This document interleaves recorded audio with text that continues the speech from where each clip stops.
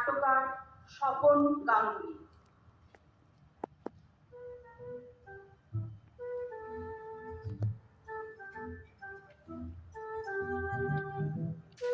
নামগুলো বললো না।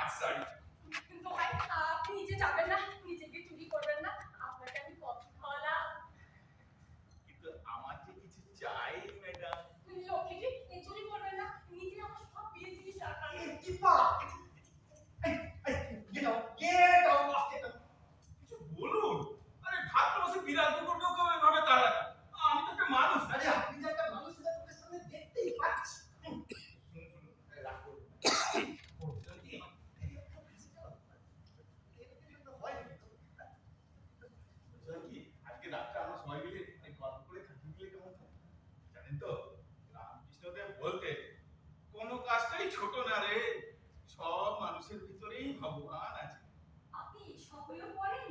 পড়তে হয় ম্যাডাম, পড়তে হয়। আমাদের তো ধর্মস্থানেও যেতে হয়, ধর্মস্থানে বিগ্রহ চুরি করতে হয়, বিগ্রহের গায়ে গয়না চুরি করতে হয়। তোমরা দুজন বরং গল্প করো, আমি তাহলে আসি। হ্যাঁ ঠিক আছে। কোথায় আপনি বড় সেন্টিমেন্টাল, জানেন তো? এই কি এখন কোথায় যাবেন বলুন তো? গেলে তো পুলিশে ধরবে, আর নাহলে কুকুরে ধরবে।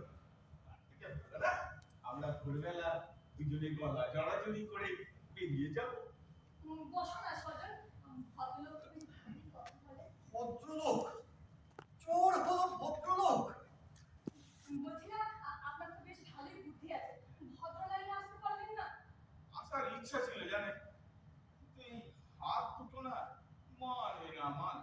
মানে? আপনার মধ্যে একটা মেয়ে তো আমি খুব ভালোবাসতাম, ঠিক এরকম আপনার মধ্যে সুন্দর বদন, এক ঝাল কালো চুল, যখন হাঁটতো যেন মনে হতো আমি জানি না কোন ভাঙতে হবে। তাই তো একদিন থেমেও গেল। থেমে গেলে? আমার আপনার বিয়ে হয়নি?